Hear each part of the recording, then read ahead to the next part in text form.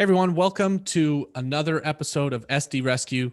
I'm Austin Fuller, and today I am joined by two of my comrades, Grayson Fulbright and AJ Alonso. We're looking at an email that AJ received today, and it's a goodie. Grayson was in charge of our re-rate today, ladies and gentlemen. Grayson, how's it going? It's going well, and I'm really excited to dive into this one. I think this is a unique take on personalization and storytelling in one email. Rather than rewriting to improve, I actually made the rewrite more on kind of a different approach to something that they already did really well. So really excited to look into this one. I like that. Awesome. Cool. So I'll jump into the email here. I'll get reading it, and then AJ will give us his feedback on what it was like to actually get this email. Subject, AJ, I'm usually grateful when I have a bard on my team when slaying dragons. The chords empower my sword and shield to hopefully roll a 15 or greater.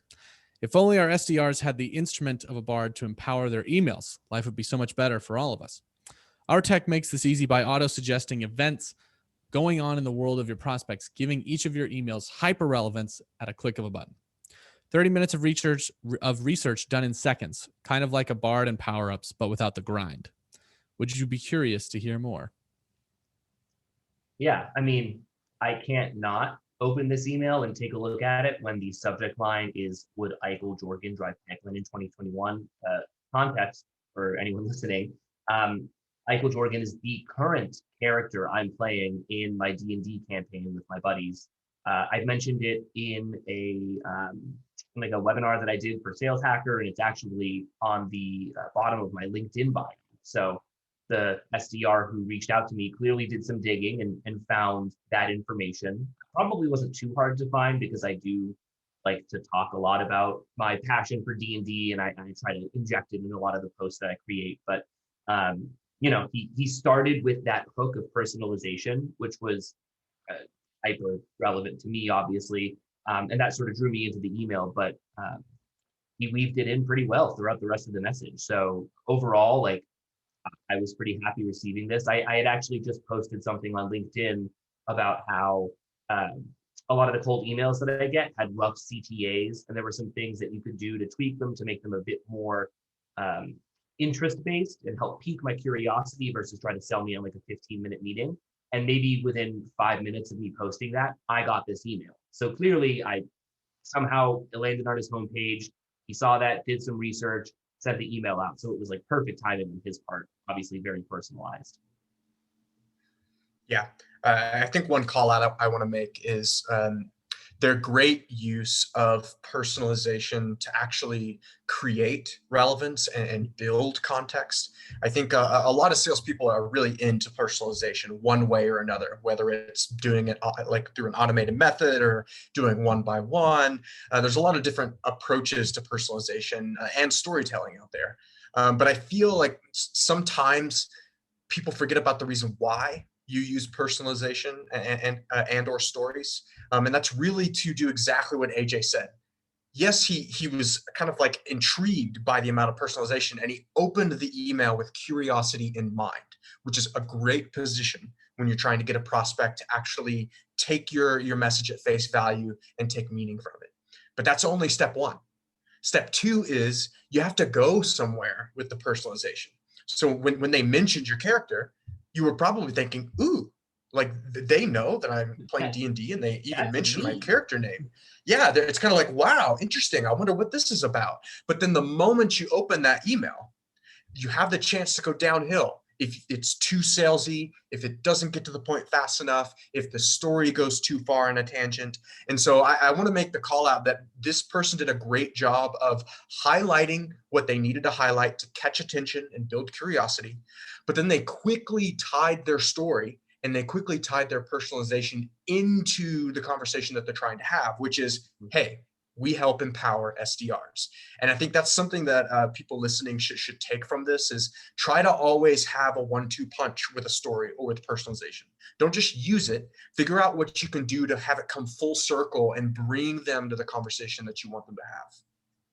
Yeah, that's the whole thing right here, really. I think that's like the big point message that this email is putting out there. Is like, you can do that. You can have the 1-2 punch.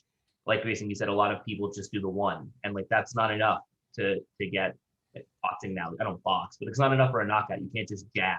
You have to have a straight. You have to have some kind of hook or uppercut or whatever the second punch is to really hammer the point home. Yeah, I think so. I mean, and Beck Holland says that too, right? Like that's her crux is like whatever you personalize has to relate to the pitch you make. So like if you both went to Cornell, cool, but now your email has to be about Cornell, right? It has to be like, you know, I wish our SDRs had a cafeteria lady as helpful as the one in Cornell on this block, right? You know what I mean? That's why that stuff doesn't work. Because it's silly. People are like, hey, we both went to Cornell. By the way, our company helps drive more leads and more pipeline by growing your revenues year over year 35%. Here, read this case study. And that's the issue, right? It's like the reason this is so much different is because not only did it get you to open the email and make you curious at the mindset, but it kept the personalization to be applicable to what they were pitching.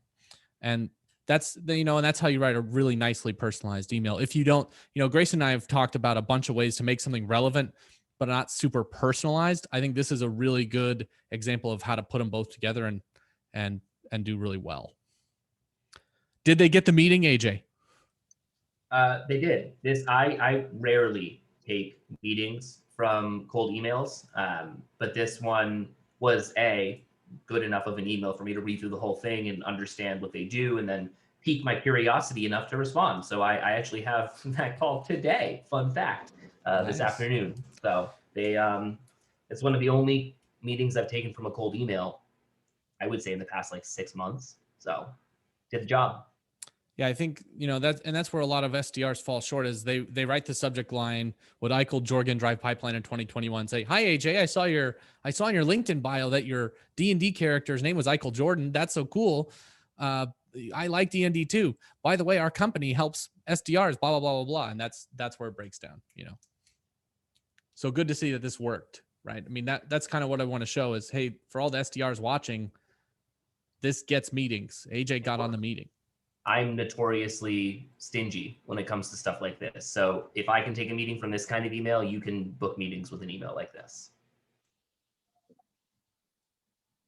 You guys ready for my critique here? All right. So this is going to be more of a high level critique, but this email is good. And I kind of wanted to touch into a different aspect of email writing. And one of the things that I noticed with this email is they kind of slip just a little, but it can matter in a deal when they're kind of showing their understanding of you, your org, your process, what's going on. And what I mean by that, if you look at the second line, he's talking to you, AJ, and he says, if only our SDRs. So he kind of starts and goes into the story saying, I have SDRs. I'm assuming you have SDRs. He's kind of building that context. I know that you're in a leadership position. But then as he goes on, he switches and almost treats you as the SDR and says, going on in the world of your prospects, giving each of your emails hyper relevance. And I think when you're doing emails specifically to decision makers and you're trying to, they're not the user of the tool, but they are the decision maker on whether they pay you money. When you're reaching out to them, you want to be careful not to mix up the user and the actual leadership, because that can be a red flag to people that says, wait a minute. You started talking to me like I'm the decision maker here. I lead marketing, of course. And then all of a sudden you're acting like I'm going to be sending emails like an SDR. So I would just say, like, overall, this is a great email, but do be very careful throughout the email from beginning to end that you stay consistent in how you're talking to your prospects. It's just like in a blog post. You don't want to talk in the third person and then in the next section talk in I and you phrases. You want to keep it as consistent as possible because it's all about the illusion that you are an authoritative person in the space that has done deals like this before and knows how these deals work. And any little mistake in messaging can kind of throw people off and say like, should I trust this person? Should I be skeptical? And that's a conversation and a thought track you want to avoid. So that would be really my only feedback, is making sure that you keep the conversation line consistent from line to line. Yeah, I mean, realistically, if you look at like that line, the second line, or the third line that you're pointing out there, more often than not, I can imagine that that's just like a snippet that this SDR is able to click a button and it tosses it into the email. So like maybe this is really the only automated portion, maybe that in the line after that, automated portion of this email. And as someone who sees a lot of cold emails, I will say, yeah, I noticed that. Like this looks like you clicked a button, tossed that in there. It's your value prop. It's pretty widely applicable to any message that you send out. But yeah, I guess it's easy enough when the rest of the email is so personalized and relevant to me specifically that you can gloss over that. But you're right, like someone who might scrutinize it a little bit more could notice that disconnect, and it's not as consistent throughout. So it's a good point by you.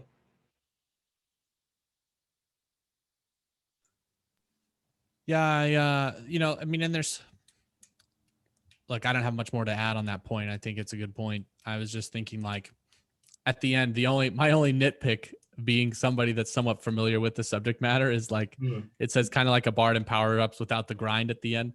Yeah. Little bit misses the mark, but hey, you know what? I give it an A for effort, Yeah, I can't imagine this SDR actually, I mean, based on this, I don't imagine they do play D&D. It's okay. And I'm not saying that if you were to write an email to me, I expect you to know the 5E rule book by heart. But yeah, it's like, if I really cared about that, I don't know. The only thing that would have made it better for me, the cherry on top, would have been a silly gif of someone playing a lute at the bottom. That would cherry on top right there. Should we go into the rewrite? Yeah, let's do it. All right. So here's the Grayson take, again, not as like a critique, but as another way to approach it, really. It says, AJ, would the world's greatest heroes be anything without their supporting characters?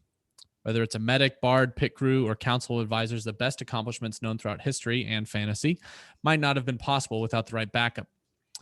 Our company is the ultimate sidekick for heroes in sales, equipping SDRs with hyper relevance at the click of a button by providing intel on prospect behaviors and events in real time. Can I show you a demo of what this would look like for your company? I would respond to this email as well. I like there's a bit less, I think, of an emphasis on the fact that they know that I play Eichel Jorgen, and it's a bit more generic in the sense that it's fitting into that theme of D&D.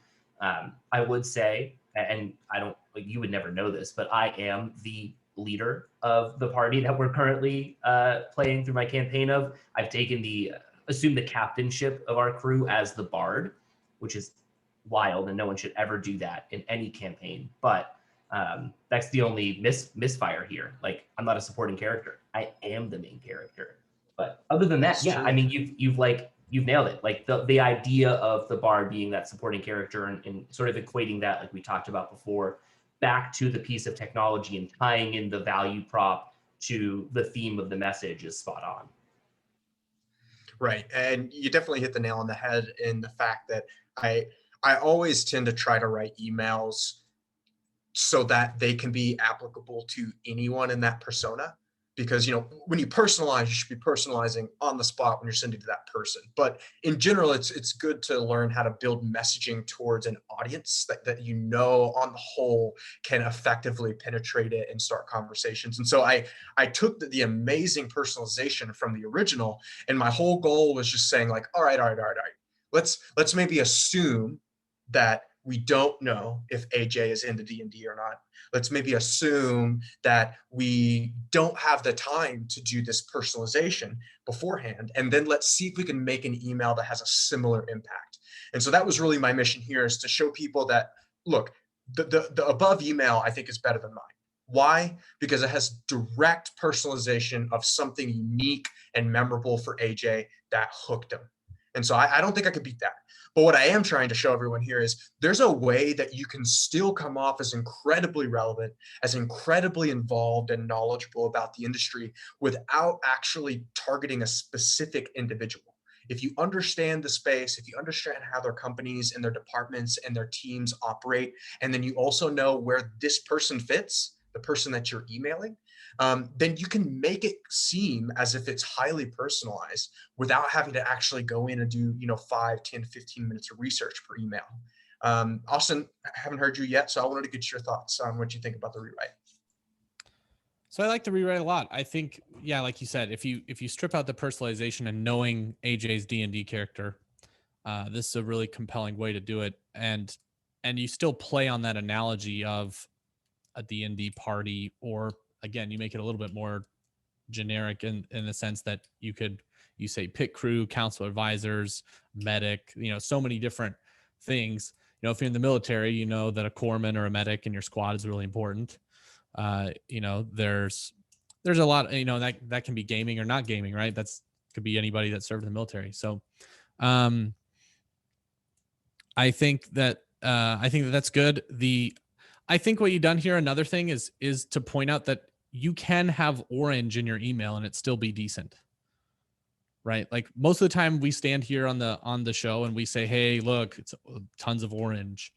But, there is a point where, especially if you're doing a metaphor of some kind, or, like in the above email, or you're doing personalization, you do have to somehow tell the person, this is why I'm talking about D&D in some abstract business way, right? Like, because it relates back to us. So you have to earn the right to use the orange.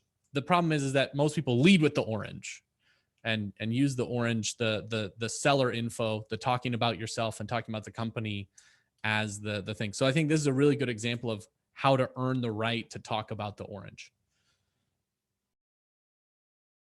I'm literally writing that down because I think that's like almost a slogan or a motto that we can have, like earn the right to use orange. Earn the orange. Earn the orange.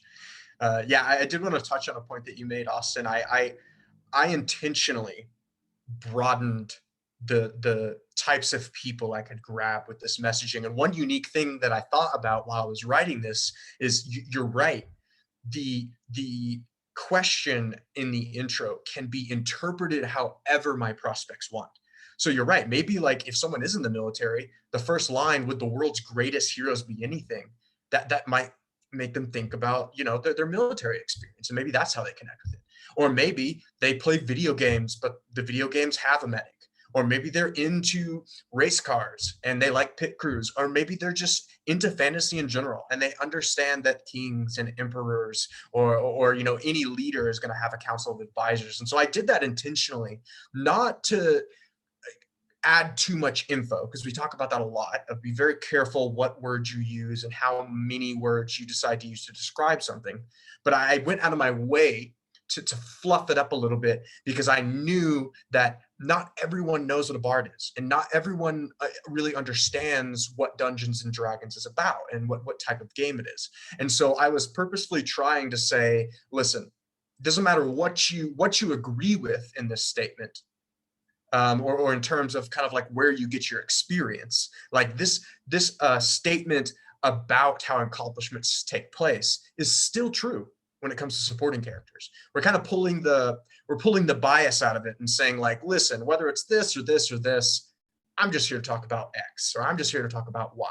And I think if you can position your emails and your messaging to do that, kind of take in mind people that maybe might not agree, maybe might not understand, or maybe just like might be ignorant of the entire subject. If you can do better to kind of like make it more generic, not in the sense of seeming automated or seeming like you didn't do your research, but generic enough to where you're not bottlenecking yourself into a statement and saying like, aha, I think this is true, but if this is not true, you're not going to respond to me.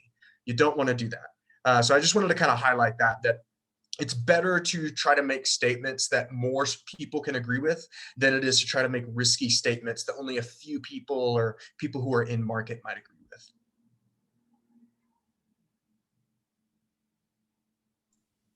Well put.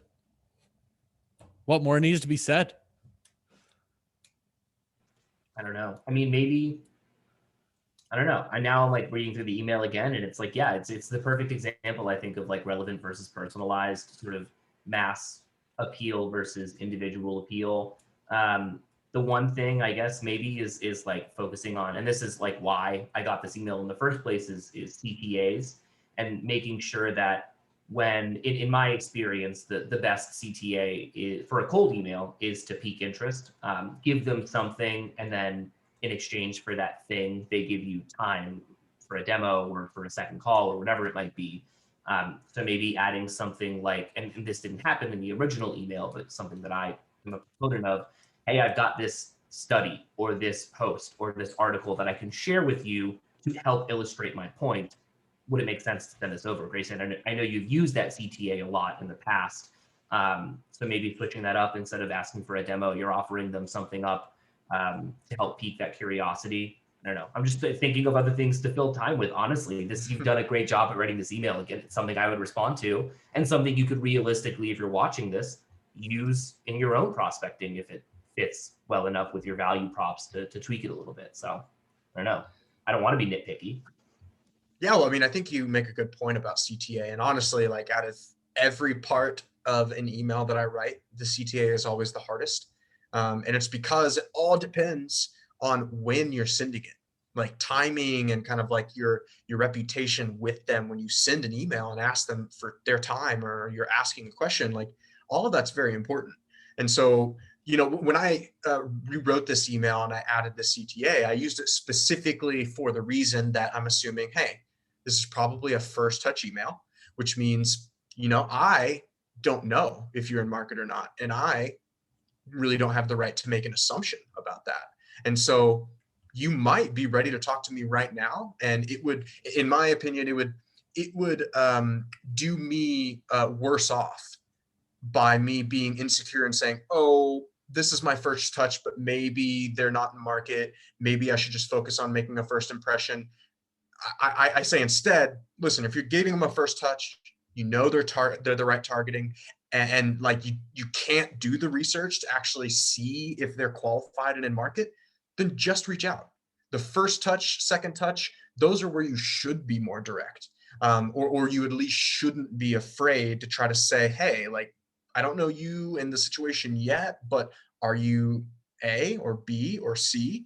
I think as you move on into the sequence is where you're going to want to start shifting up your CTAs to be either softer or going after a different thing, because it's all I think what you're wanting to actually get from step to step to step in a cadence, because you could probably get high response rates just offering case studies and overview decks throughout the sequence. But then what's the workload involved in responding to all those people, actually managing those deals, actually trying to develop that business over time versus going for a call first? I think that's an interesting thing that maybe SDRs can think about is, you know, what you actually ask someone to do is very important when you're starting off a sales process, because you can make things longer or more complicated or faster and simpler depending on how you guide your buyer. And so, you know, I've run into situations myself with clients when I help manage outbound sales where we'll run a campaign. We got a few good CTAs that work. They generate responses. They're creating conversations, but we still have to adjust them later on because of the logistics of saying, okay, it's generating traction, but it's generating traction at step 2. Whereas if we do this instead, it generates a little bit less traction, but all the people that are responding are on step 4 or step 5. I think it's an interesting thing to think about, really, that calls to action and what you're actually asking is very contextual to your reputation before you reached out, and also kind of like what you're reaching out about. The AJ, was this a first email?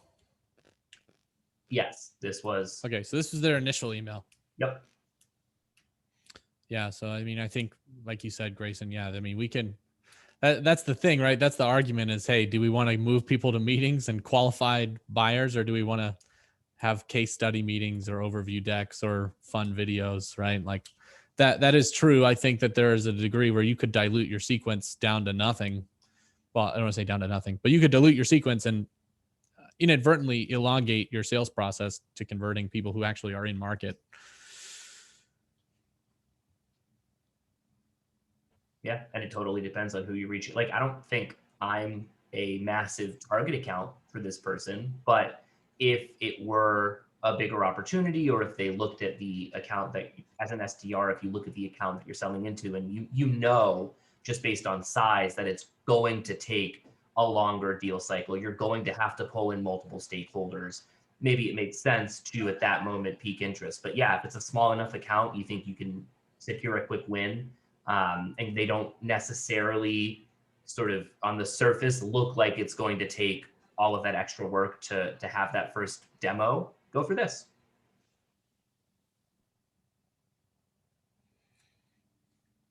I'm good with with wrapping up there. I don't have anything. Grayson, you have anything to add to that? No, I think we're good. I think this was a really good email to go over, and I thought this rewrite was really fun to do. And I think everyone should just take a lesson here that stories are powerful. I mean, even kooky, dorky stories that maybe you might not feel like you're the most funny guy, but you did your research and you know that it's going to connect with that specific person. So anyone who is writing emails to try to set meetings or generate conversations, I would say try to look at coming up with some stories through the perspective of your buyer. I did that a lot early on because that was part of my training to learn how to actually identify topics and themes to use in communicating with buyers. But seriously, just write some stories and say like if they're going to use your product, what would they have to do? And what's their life like if they don't have that product? What's their life like if they don't have that service? If usually your ICP has like 5 to 10 marketing team members, what is it like to have a team of 5 marketers versus 8 or versus 10? Trying to like really define what their life is like, because then not only will you have a deeper understanding of your prospects and their situation, but you should have just oodles of content that you can use for an email sequence. I mean, sometimes I do research. I'll do like a 3 to 4 hour session of research on just a segment, like industry and persona. And I'll just unearth, I'm talking like probably 60 emails worth of topics. I mean, like I don't actually sit there and write every single one of them. I prioritize my favorites, but just a little research can really unearth a lot of different stories and perspectives that you can use in starting conversations. Especially if you're selling a SaaS tool for 50 to 100K ARR and you sell to one specific market or vertical, right? I mean, it baffles me that SDRs spend 40 hours a week, 52 weeks a year and maybe they don't, maybe they get thrown around because the company changes direction all the time. If you're in a startup, that happens. So I do want to caveat that, right? Like maybe you don't, but if you spend any amount of time, which, 6 months your emails should get better and more relevant. You should be getting to know your industry, your buyer persona, your segment much better than the people across the room, although they're not across the room anymore because COVID, but back in my day, they were across the room. The people on the other side of the building that are calling on the different industry vertical, right? So I think Grayson makes a really good point here is you get here by knowing your people. And guess what? Day 1, you're not going to know them very well. By day 300, you should know them pretty well. Yeah. Like that's often overlooked. Like a puzzle, the longer you do it, the more pieces you get, the easier it becomes to put that final picture together. And you can't give up partway through because you only have half a finished puzzle and you get frustrated. But once you get to that point where everything starts to make sense and the picture forms in front of you and you get the right pieces, like there's that moment where it kind of clicks as an SDR and you realize that you know enough about your industry, the target accounts you're reaching out to, the market, where you've done the research and you've put together this picture of how it should work. And pretty soon you're doing things that you like naturally that you had to really put some thought and effort into in the past. It's a cool moment. It is a fun moment. I think with that, I think we're at the end of the show, the top of the hour here. This was really great to do an email that was really well written, that exemplified it, and then see another way to do it well. Would love to see more of those. If you have a good email or a not so good email, send them our way. Connect with me, AJ, Grayson, or Alex. He's not on the show today, but connect with any of the people involved with SD Revolution. Go to the website, subscribe to the newsletter, join the Slack group, DM us those emails, or hit us up directly on LinkedIn or in the Slack group. We would love to have you on, or just send us your emails. We'll evaluate them on the show without you.